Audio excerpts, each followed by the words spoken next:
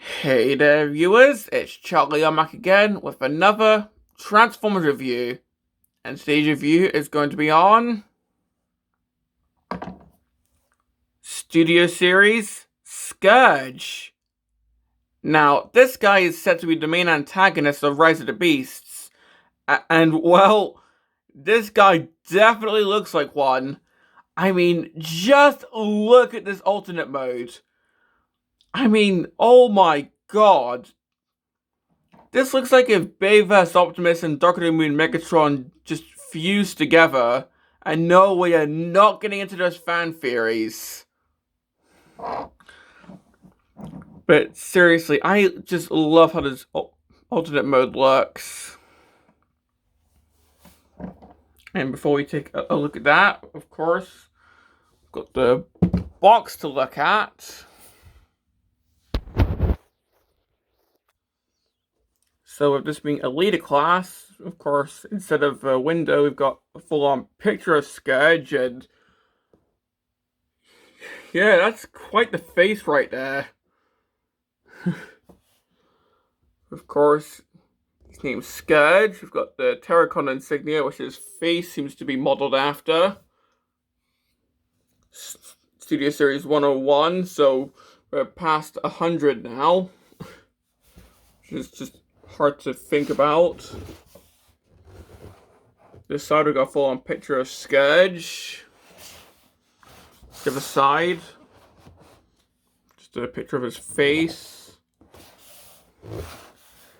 The back we've got Scourge in both modes. Attack at the museum. He comes with this arm cannon. Here it says what he does in the film. Got the included backdrop, which is the museum. Battle Trap also comes with this, which I mentioned in my previous review. And well, of course, looking at the backdrop,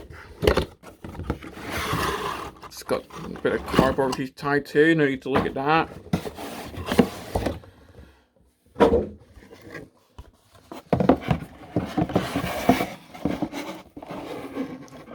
So yeah, it's pretty much the same museum backdrop that Battle Trap came with. In fact, here's Battle Trap's one for comparison. So yeah, it's pretty much the exact same backdrop. So we got the ruined museum, the flames. Just got Scourge's Studio Series ID instead of Battle Trap's. But we just put Scourge here, if you want. Of course, he's going to look better in robot mode here, but yeah.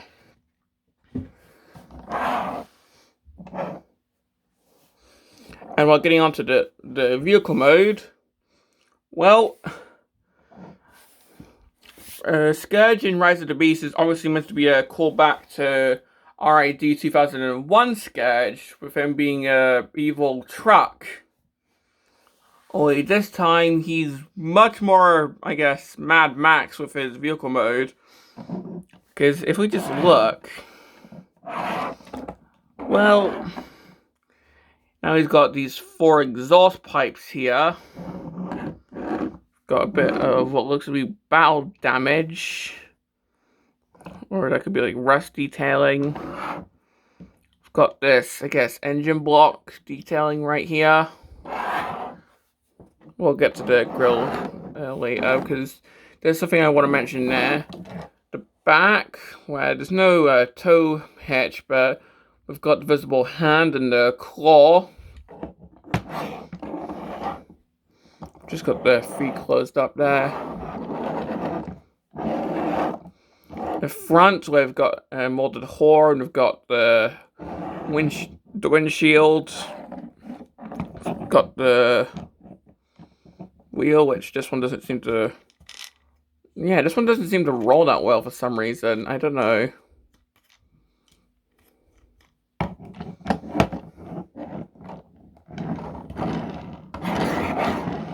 figure still rolls really well though. But the front, this is what I wanted to talk about. If you look at the grill, you can see a lot of insignias on it, indicating that he's killed a lot of bots over his years, I guess. So if he kills someone, he just adds their insignia onto his grill just as a trophy. So we've got the standard Autobots, Maximal, there's a Decepticon one. But what struck me was, if you look very carefully, there's a Mercenary insignia, and this one, which, if you look on TF Wiki, that's actually the IDW 2019 Rekka insignia. I'm like, dude.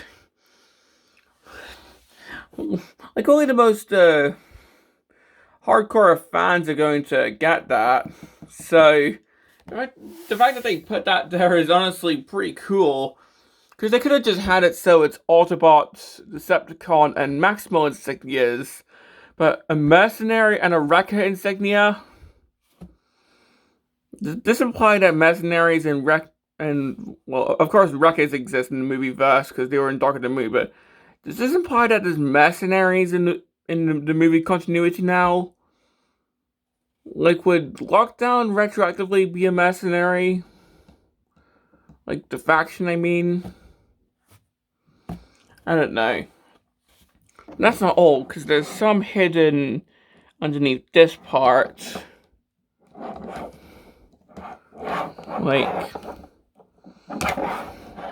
yeah, you'd have to actually physically remove this grill to see it, but I think there are some actual Terracon insignias under here, which means, yep, Scourge has killed some of his own men before. I don't know, maybe they messed up and Scourge just killed them to teach them a lesson. I don't know.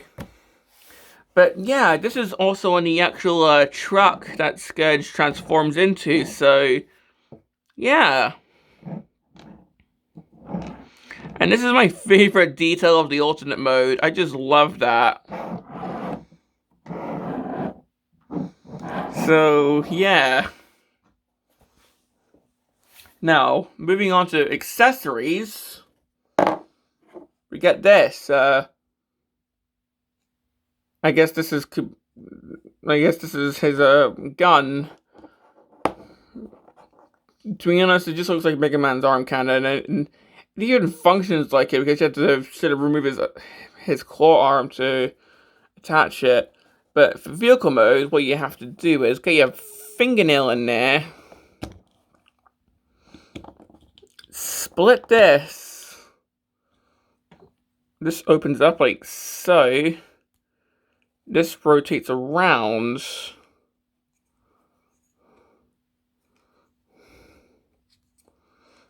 And well, you see these little pegs on the truck bed here? Yeah, these basically attach onto here.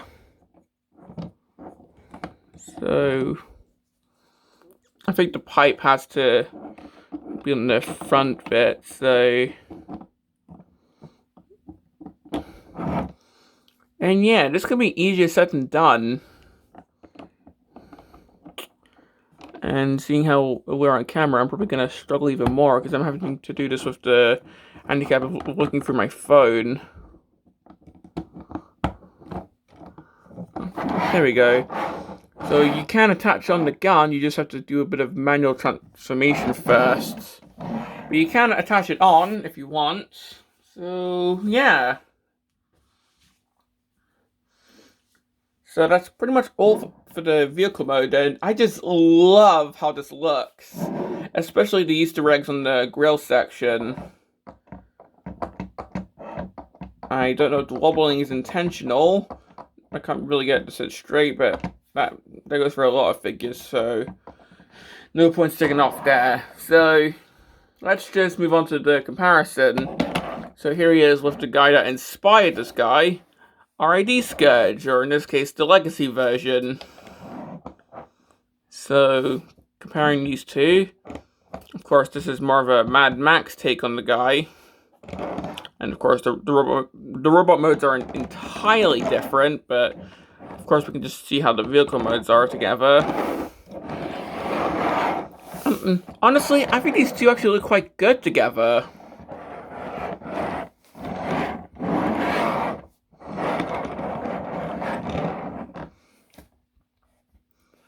So yeah, I quite like how these two look together.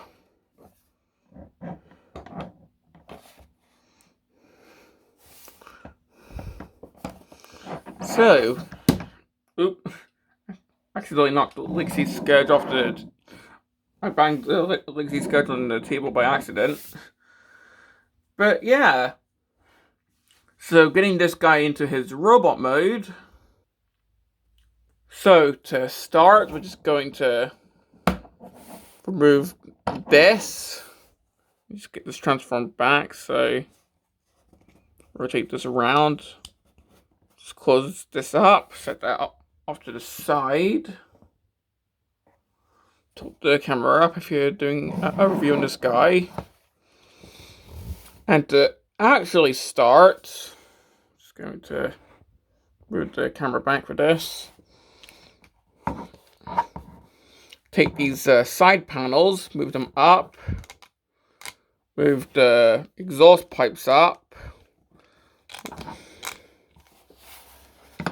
So we got this.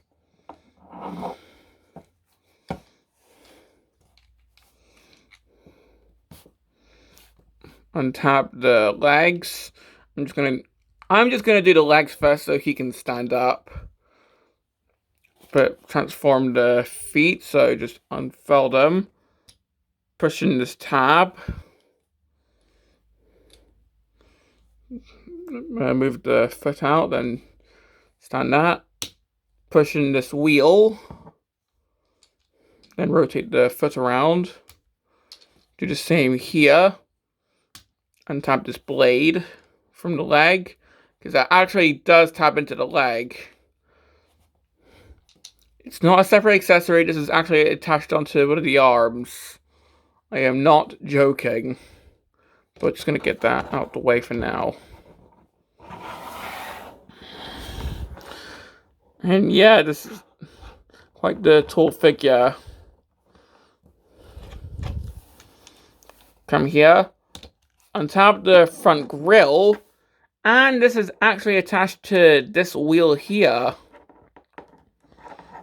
So if we just try and untap this from the side. So yeah, this is actually attached to the side wheel here. So if we would just move this down, try and orientate all this around so this can tab in as the chest.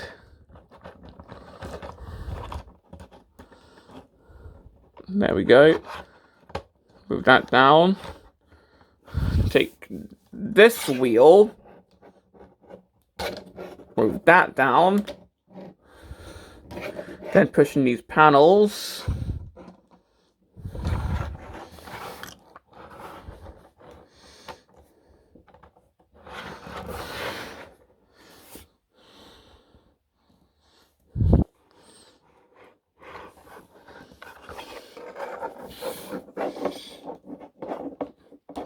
Untap all this. With this backpack section out. Then we can just flip the arms around and just tap them in.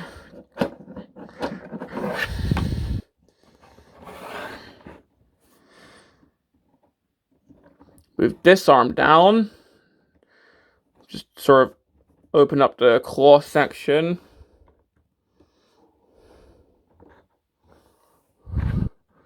This arm, get that out. Move that down.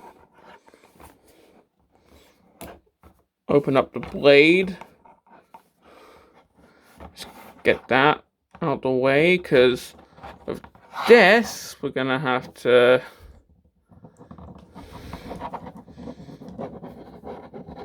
extend this out. push all this in. Pushing these little panels. And then that just tabs into Scourge's back. I'll do it with camera because it's on a series of hinges, so yeah, trying to get it all lined up could be tricky if you're doing it on camera. Then with the arm blade, just orientate that how you wish. And here we have the quite tall Scourge in robot mode. And yeah, this figure is, well, I mean, yeah, this guy's right at the back of the table, he's that big. So if I just move my phone backwards, so we can actually get a full look at him. So, yeah, here we have Scourge in robot mode. And yeah, that's actually kind of a fun transformation. I mean, it can be kind of fiddly, but not as fiddly as Battletrap in my opinion. I mean, of course, there's like a hidden peg in the feet. You do have this arm blade thing. But, yeah, I do like this guy's transformation. So just having a 360 of him.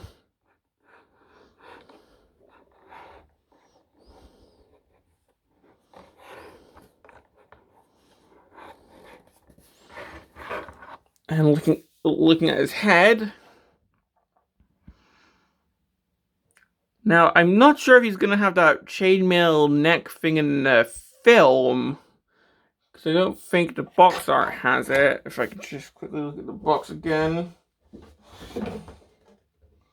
Well, the box art has it, but I'm not sure if he's going to have it in the film or not. I can't remember from the trailer. But it does look rather cool on him.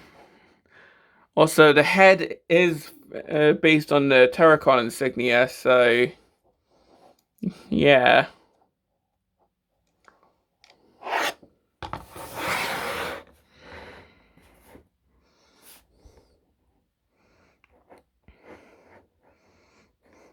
Now, for this guy's weaponry, well, of course, we've got the blade here, which if you open the hand and move this in a certain way, you can actually have him hold it. And this is how I like to display him, holding this. Because that looks really cool. Now, unfortunately, this is not a separate accessory. It is attached onto him. However, if you do want to remove it, it is just on a little peg thing there. So you can still remove it if you want. So yeah, if this does bother you, you can remove it. But he still has this, I guess, growth coming out of his arm.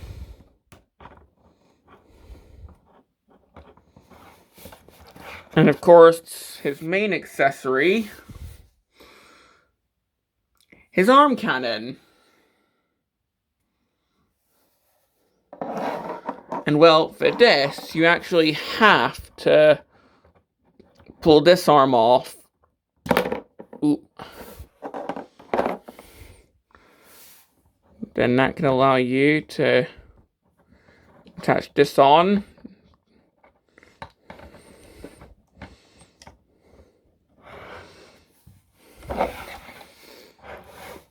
And this can actually just store in the back while he's got the gun arm. If I can actually get this on. Yeah.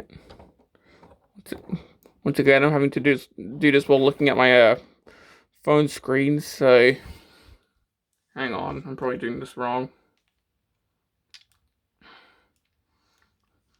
Nope, I was just pushing too softly. But yeah, now he has a cool Mega Man gun arm. And the cool thing about this is, if I can just get my box of blast effects out, Yep. This is actually Blast Effect compatible. So you can just plug in all your favorite Blast Effects and... Now that looks amazing. Like, dude. Especially because Studio Series is normally... Like, it's not like the War for Cybertron trilogy and Legacy where everything is Blast Effect compatible. Well, hit or miss when it comes to Legacy. The Studio Series, only like a couple figures are Blast Effect compatible. The only one that comes to mind for me is the Cybertron scene figures. But with this is amazing.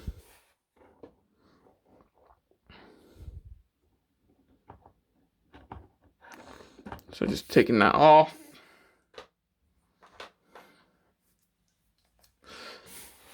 And if you just want to have him with the claw hand, because I think that looks sort of cooler. So just reattach this. Then this can actually just attach onto his rear end if you want, because there's a port right there that attaches onto. If I can actually get that on, there we go. So once again, weapon storage. You don't have to open the thing up and put it on in some convoluted way. It just stores on his back. So yeah.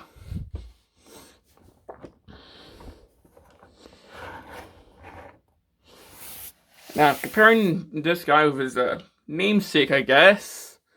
Here he is with Legacy or RID Scourge. And we can see that the similarities, well, they go away with the robot mode, but, well, that just makes for a unique looking robot mode, and this guy is definitely unique, and I just love it for it, because I just love how intimidating this guy looks, instead of just being a Nemesis Prime. So, yeah.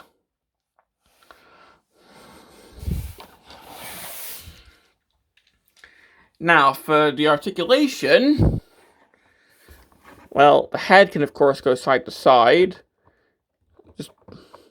He can look up, he can look down, but be careful, because you can pop the ball joints.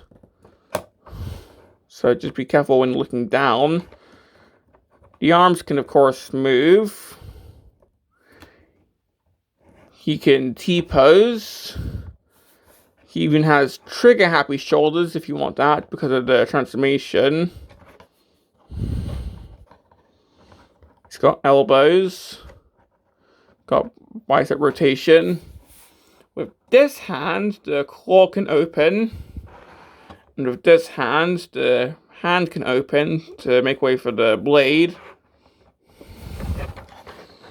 Waist can rotate. Legs can go forward that far.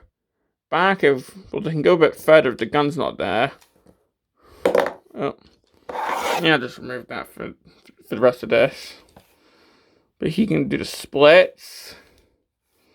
Really good ankle pivot, so he can go all the way if you want. He's got knees. Which they are in a ratchet, but yeah, they make that noise if you want. Got a swivel there. And the feet can move, just don't have him back all the way, otherwise he'll fall over. It's best to just have them forward one click. So, yeah. And you can have the feet outward like that.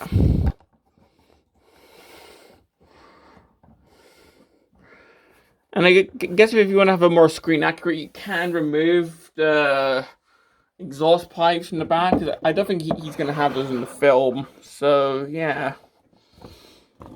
And just putting him with the backdrop. Yeah, he looks quite good.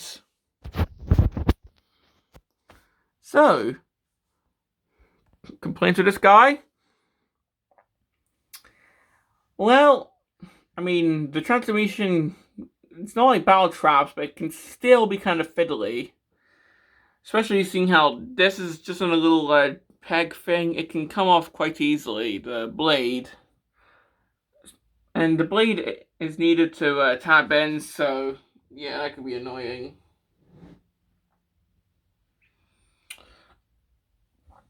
I'm trying to think what else. Ooh. Sorry about that, I just went into a brief coughing fit there. The head can come off quite easily because it's just on a ball joint, although it's most noticeable when you're trying to make him look down. The exhaust can come off quite easily and quite loose on my copy. I'm not really a big fan of the sound that the knees make, because they're just in that weird ratchet. I'm trying to think what else. The shoulders kind of work in a weird way, in my opinion, because, well, of course I have to stand it outward, but then they go upward again for the transformation, but other than that, I actually really like this figure. Like, way more than Battle Trap. Like, this, I think this is one of my favorite Studio Series figures now. Like, seriously, this is just a really good figure, even if it has those flaws. Like, this has me hyped for the movie. So, do I recommend him? Well, sure, he's got flaws, but I say this is what's getting me hyped for the film. So, I'm gonna say, yeah, I definitely do recommend this guy. If you're not hyped for the film, then yeah, maybe not. But well, if you're excited for Rise of the Beast, then come on, absolutely. I'm sure Scourge is going to be an absolutely menacing villain. So